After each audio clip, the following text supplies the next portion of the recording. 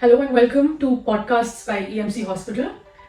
We are right now at EMC Hospital, Green Avenue, Amritsar, and we have with us Dr. Chetan Mahajan, who is the consultant nephrologist at EMC Group of Hospitals. Welcome, sir. Hello. Today we shall be discussing a topic, a very important topic related to nephrology, which is known as chronic kidney disease, also known as CKD. So to begin with, sir, I would like you to tell us what is CKD and how do you define it in a medical way? Look, CKD basically is chronic kidney disease, and the word itself is self-explanatory because it's a disease which is chronic in nature, it is gradually progressive, it is not reversible, and it affects primarily the kidneys. So, whenever the kidneys are functioning less than their optimum level, and for at least 12 weeks, that is 3 months, if they don't recover, then we can kind of label or classify the patient as CKD because the chances of recovery are maximum within the first 3 months. So anything which doesn't recover in the 3 months, we usually in medical terms tend to label it as chronic kidney disease. तो sir chronic माने बहुत ही severe, okay, है ना? Gradually progressive मतलब धीरे धीरे बढ़ने वाला. तो किसको हम ऐसे समझ सकते हैं कि गुर्दे की वो बीमारी जो कि बहुत ही सीवियर हो चुकी है, मतलब बहुत ही अपने आगे क्रॉनिक स्टेज तक पहुंच चुकी है और धीरे धीरे ये अपना बॉडी में अपने आप को बढ़ाती है. क्या यही तरीका इसको समझने का? बेसिकली chronic word इसलिए यूज किया गया because there is another disease of the kidneys which is known as acute kidney disease, right? So acute kidney disease is something which develops very fast. Okay. It develops in a matter of hours to days. But in chronic, it develops it takes time. Mm-hmm. It usually develops over a period of months to years. Mm-hmm. So it gives a lot of time to the patient and the treating clinician to diagnose it and to intervene if possible. Right. Sir, आपने 3 महीने का time एक बताया कि इसके अंदर इसको diagnose करना होता है हमें. Yeah. So lot of studies have been done regarding the kidney diseases, and eventually जो चीज देखी गई that kidneys have a great deal of potential to recover. Mm-hmm. Whenever there is a kidney injury, like I'll say for example an acute kidney injury, more than 90% of patients recover and majority of them recover completely. But that is why there is a cutoff of 3 months. It has been seen that the recovery potential is best in the first month, and up to 95% of patients, if they have to recover, they recover within the first 3 months. Mm-hmm. That is why this cutoff of 3 months is there, because once they don't recover in the first 3 months, then it is highly unlikely that the disease is going to regress. It is going to increase with time. तो sir 3 महीने का जो recovery time है उसके पहले तो what is required before that is to be able to diagnose that you have it.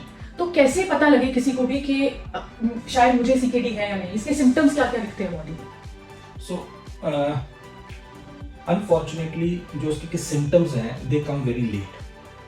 So it's a very big disease, very broad based disease. It's not a kind of a single entity. Mm-hmm. So it's a very broad based disease, and early in the disease there are not much of the symptoms. Mm-hmm. And if there are, they are very mild. They are very kind of subtle, and really the kind of the symptoms which bother the patient, they come at a late stage. Okay. So basically what we have is CKD ko we divided into 5 stages. Mm-hmm. Stage 1, 2, 3, 4 and 5. Stage 1 is the most mild form, which is the earliest one, and stage 5 is the most kind of a severe form. Okay. So in stage 1 and 2, patients are almost, they have no kind of symptoms at all. It is only after stage 3 or once they reach stage 4 and 5, they start to develop kind of symptoms. Yes. So what are the risk factors for CKD? Meaning, who are the people who are most susceptible to this disease? Yeah. कौन से वो लोग हैं जिनको ये disease होने की सबसे ज्यादा संभावना है, किडनी का ये डिजीज, क्रॉनिक किडनी डिजीज होने की सबसे ज्यादा? This is a very relevant question because accordingly उनकी पेशेंट्स को ज़्यादा अलर्ट रहने की ज़रूरत है. So first and foremost, अगर किसी की फैमिली में there is a history of kidney diseases, parents में, siblings में, और in another की close relatives like your first degree relatives if they have. Second is if there is a history of diabetes or hypertension in your family or in an individual. If he is a diabetic or a hypertension, then he is a high risk kind of person. Interesting बात यह है कि 90% of patients जिनको eventually CKD होता है, they either have diabetes or hypertension, which eventually leads and progresses to CKD. Other than that, there are another risk factors like with advancing age. The risk of developing CKD increases. अगर किसी को recurrent urinary tract infections होती हैं, बार बार infections होती हैं, खासकर अपर urinary tract infections, जिसे हम पाइलोनेफ्राइटिस बोलते हैं in our medical terms. Chronic pyelonephritis is an important risk factor. अगर किसी को किडनी स्टोन्स हैं जो कि रिकरेंट हैं, लार्ज स्टोन्स हैं, उनको हम स्टैग हॉर्न स्टोन्स बोलते हैं, they kind of engulf whole of the kidneys. अगर वैसे हैं, again it's a risk factor. अगर पेशेंट कोई वो लेते हैं सेल्फ मेडिकेशन की करता है, specially the pain killers, they are very notorious, and over the counter use of drugs, they have been known that they are an important cause which is a preventable kind of cause and a risk factor for the CKD. तो एक sir आपने risk factors बताए हमें, age related factors, secondly diabetes या hypertension की family history होना, या फिर पेशेंट को खुद ये बीमारियां होना. नंबर 3 आपने बताया किडनी स्टोन्स या यूटीआईज जो कि रेकरेंट है, मतलब बार होते हैं. और एक आपने बताया जो मेडिकेशन बिना डॉक्टर से पूछे बिना दवाई लेना, सेल्फ मेडिकेशन. ओके, तो ये सब चीजें हैं जिसमें से आखिरी कॉज ऐसा है जो कि हम अवॉइड कर सकते हैं. Yes, this is important. Okay, तो सर कौन से ऐसे स्टेजेस हैं जहां पे आगे हमें ये सस्पेक्ट करना चाहिए कि हमें सीकेडी है, इस बारे सतर्क हो जाना चाहिए कि शायद मुझे सीकेडी हो सकता है? ऐसे कौन से सिम्टम्स हैं जिनके बारे में हमें अवेयर रहना चाहिए? सो अनफॉर्चुनेटली क्या है, किडनी के जो ज्यादा स्पेसिफिक के सिम्टम्स हैं, they only appear once the kidney function is down by almost 80 to 90%. So early on ज्यादा के सिम्टम्स नहीं आते हैं, right? So one has to be really kind of alert and watchful. And I would say best ये है कि periodic अपना body checkup, health checkup, annual body के चेकअप, उसमें आपकी बेसिक सारे बॉडी के टेस्ट होंगे, तो दे काइंड ऑफ की pick the disease early. Otherwise जो क्रॉनिक किडनी डिजीज के रिलेटेड जो स्पेसिफिक के सिम्टम्स हैं, उसमें ज़्यादा आता है कि पेशेंट को भूख नहीं लगती है, उसकी भूख बहुत की कम हो जाती है, नौशिया रहता है, वॉमिटिंग का मन रहता है, खासकर जब भी खाना सामने आता है, दे फील लाइक कि उनको नौशिया हो रहा है, खाने का टेस्ट भी उनको फील होता है, दे ऑफन काइंड ऑफ की कंप्लेन कि जो भी खाते हैं वो सारा कुछ उनको की कड़वा लग रहा है, they feel bitter. Itching is a very kind of generalized itching all over the body is a very important kind of complaint. Dryness of the skin, which cannot be explained otherwise, it is important kind of a symptom. Urine में ज़्यादा झाग आना, frothing in the urine. Again, it predicts that there is something wrong with the kidneys and you need to get it tested. बार रात के time पेशाब के लिए उठना, night time frequency of urination. Again, very specific. And swelling, especially periorbital swelling, face पे swelling आना, आंखों के नीचे वाले पार्ट में, स्पेशली मॉर्निंग आवर में, एंकल्स पे स्वेलिंग होना, वेट गेन होना, specially in the form of swelling. So ये सारे काइंड ऑफ इंपॉर्टेंट सिम्टम्स हैं विच प्रिडिक्ट और विच से कि you need to kind of get yourself tested. Sir जब ये सिम्टम्स होते हैं, सुनने में तो बहुत ही क्लियर सिम्टम्स लग रहे हैं कि ड्राइनेस हो रही है या मैलेस हो रहा है या भूख नहीं लग रही, लेकिन जब किसी को हो रहा होता है क्या इतनी क्लियरली पता लग पाता है? और क्या ये काफी सिम्टम्स एक टाइम पे रहते हैं कि एक तो भी सिम्टम रहे तो हमें केयरफुल हो जाना चाहिए? वही बात है कि सिम्टम्स बड़े लेट अपीयर होते हैं, they appear very late in the stage of the illness. जब हम लोग कुछ इंटरवीन की कर सकते हैं, जब कुछ उस टाइम पे ज्यादा सिम्टम्स नहीं आते हैं, उस टाइम पे बड़े माइल्ड से सिम्टम्स होंगे which are very difficult to kind of get hold of. हाँ, अगर किसी को जैसे मैंने बोला आपको नाइट टाइम फ्रीक्वेंसी रहती है, अनएक्सप्लेन्ड एनीमिया है, एचबी नहीं बढ़ता, ऑफन कंप्लेन करेंगे मेरा एचबी हमेशा कम ही रहता है, बार ब्लड ट्रांसफ्यूजन की जरूरत पड़ती है, राइट? और इचिंग रहती है बॉडी पे, अनएक्सप्लेन्ड इचिंग, काफ़ी सारे डॉक्टर्स को दिखाया. So there are important clues. Good thing is कि जो किडनी के जो इवेल्युएशन है that is not very hi fi, बड़े बेसिक से के टेस्ट रहते हैं, they kind of give you an idea कि एनीथिंग प्रॉब्लम कुछ चल रही है कि थिंग्स आर फाइन. ओके, तो सर जब भी हम डॉक्टर के पास जाएंगे अपना सीकेडी टेस्ट करवाने, तो किस टाइप के डायग्नोसिस अवेलेबल है हमारे पास in the medical field? What are investigations that are available for CKD? So basically हम इसको दो स्टेजेस में डिवाइड करते हैं. One are the basic investigation जो हम स्टार्टिंग में कराते हैं, अगर उन बेसिक इन्वेस्टिगेशंस में कुछ प्रॉब्लम आता है, then we go for certain advanced investigations. So basic investigations are very simple. Blood test रहते हैं, ब्लड में हम यूरिया चेक करते हैं, क्रिएटिनिन का लेवल चेक करते हैं और सीरम इलेक्ट्रोलाइट्स चेक करते हैं, जैसे सोडियम हो गया, पोटेशियम हो गया, कैल्शियम हो गया, राइट. वैसे यूरिन बेस्ड टेस्ट होते हैं. यूरिन का एक तो यूरिन रूटीन हो गया जो नॉर्मल यूरिन एग्जामिनेशन होता है. सेकेंड हम यूरिन में प्रोटीन यूरिया की चेक करते हैं कि कितना प्रोटीन लीकेज हो रहा है. और थर्ड जो टेस्ट है वो अल्ट्रासाउंड एब्डोमेन है. हम अल्ट्रासाउंड कराते हैं specially for the kidneys. Kidney का साइज कैसा है, वेदर वो श्रिंक हो गया है कि नॉर्मल साइज में है, उसका इको टेक्सचर की कैसा है ना. So these things, so these are very simple test, basic test, available all over, very freely available. हाँ, इनमें अगर हमें कुछ क्लू मिलते हैं then we go for certain higher की टेस्ट कि एग्जैक्टली आइडेंटिफाई की करने के लिए कि किस कारण से किडनी खराब हुई है. और जो गोल्ड स्टैंडर्ड इन्वेस्टिगेशन है which is the kind of 100%, that is the kidney biopsy. But usually क्या होता है, जब सीकेडी डेवलप हो गया होता है तो उस टाइम बायोप्सी इतनी हेल्पफुल नहीं रहती. Biopsy is more helpful early on. किसी को एक्यूट किडनी इंजरी है उस टाइम पे इट्स रिवर्सिबल, उस टाइम पे बायोप्सी का रोल है. सीकेडी में अगर हम बायोप्सी करते हैं it's risky, the chances of complications are more and we don't get much of information. Okay.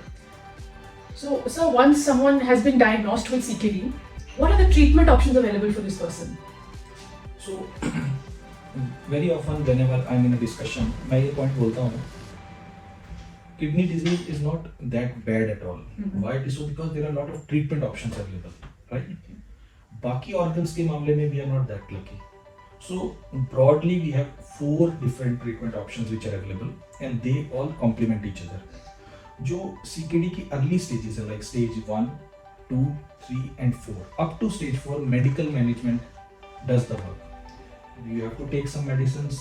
It can be oral medicines, injectables, and they kind of take care.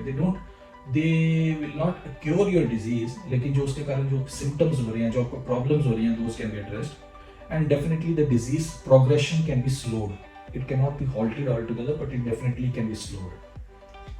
जो end stage renal disease है, that is CKD stage 5, उसके लिए हमारे पास there are 3 different options available. And number 1 is hemodialysis, which is primarily India में hospital based है. Patient has to visit a hospital 2 to 3 times a week. उनका dialysis होता है and then they go back. It's a standard 4-hour की procedure, but it goes on. It's regular. Second is peritoneal dialysis. This is something which can be done at home. You need not visit the hospital again and again. Very good for patients who live in far-flung areas जहाँ पे health care उतनी accessibility नहीं है, और patients who are bedridden, जिनके लिए travel की करना मुश्किल है. And number 3 is the kidney transplant, which is the best of all the treatment options, जिसके results की सबसे best हैं, जिसमें patient can live as normal a life as possible. इसके survival rates are best, patient's quality of life is good. And if somehow the patient patient is not fit or not willing for any of these, then there is always the option of the conservative management, जो कि medical management है, which is like offered only to those patients who somehow are not willing or are not fit enough for any of these procedures. Sir ये तो रही medical treatments की बात, लेकिन patient अपने लेवल पे जो कि सीकेडी पेशेंट्स हैं, एक खाना हमारा जो डाइट है वो एक ऐसी चीज है जो हमारे हाथ में है, जिसको हम कंट्रोल कर सकते हैं. So what is the diet advice that you would give to any CKD patient? या CKD one of those diseases है जिसमें डाइट का काफी इंपॉर्टेंट रोल है, and if one is particular with their diet then it really helps. It helps avoiding unnecessary hospitalisations. इससे आपकी number of medicines reduce हो सकती हैं, and overall it kind of gives a better positive input to the body. So primarily जो एक generalized statements हैं, it is restrict the salt intake. नमक आपको मिनिमम से मिनिमम खाना है, या आपकी समझ लीजिए कि आपको नहीं खाना है, right? So it takes care of lot of problems. आपका blood pressure कंट्रोल रहना शुरू हो जाएगा, आपकी swelling ज़्यादा नहीं होगी, सांस की दिक्कत ज़्यादा नहीं होगी, right? Weight gain ज़्यादा नहीं होगा जो लोग डायलिसिस कराते हैं. Second is less of potassium intake. Now potassium कुछ ऐसे minerals हैं जो primarily the kidney से excrete होते हैं.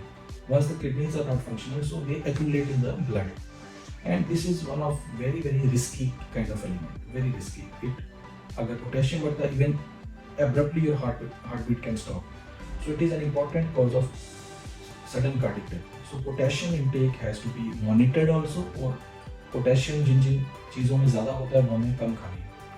Similarly, एक तो नमक कम लेना है जी. तो पोटेशियम कम. पोटेशियम किन किन चीज़ों में रहता है ज़्यादा? वैसे तो देखिए यूजुअली जो हम हेल्दी लोगों को डाइट बोलते हैं that is a diet full of fruits, vegetables, green leafy vegetable, लेकिन यहाँ पे थोड़ा रिवर्स हो जाता है.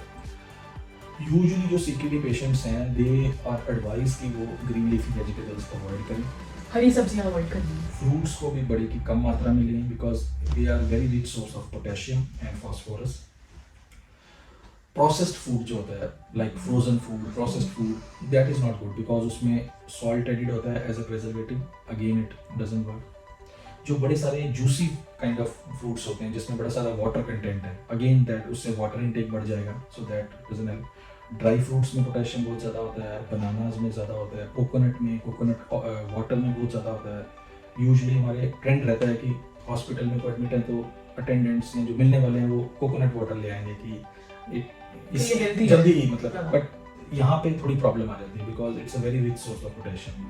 सो आइडली तो डाइटिशियन से मिलकर एक प्रॉपर डाइट चार्ट बनवाना चाहिए. और डाइट इसमें बड़ी डिफरेंट है कंपेयर टू कि जो नॉर्मल पॉपुलेशन या हेल्दी पॉपुलेशन जो डाइट लेते हैं इसमें थोड़ी डिफरेंसेस है. सर काफी इन्फॉर्मेशन दिया आपने आज सीकेडी के related, and there was one silver lining इन सब में. जो एक पॉजिटिव चीज आपने कही मैंने नोट करके रखी, you said that there is great potential to recover, कि जिसको सीकेडी है उनके रिकवरी के चांसेस बहुत ज्यादा हैं. So any parting message for anyone who suffering from the disease? So अभी भी मेडिकल साइंस में बहुत सारी एडवांसमेंट होना बाकी है. We haven't found treatment for lots of the disease, लेकिन CKD in itself is a bad disease, but वही बात है इसमें ट्रीटमेंट ऑप्शंस हैं, at least 3-4 treatment. You have a basket of choices, so you can choose यार मेरे को ये सूट नहीं करता, ये है. Diet is important and maintaining a healthy lifestyle, be active, right. Diet में kind of take a good diet early on. Once you haven't developed an very advanced CKD, don't gain too much weight, don't lead a kind of sedentary lifestyle. So these are basic things जो कि हर disease के लिए valid है.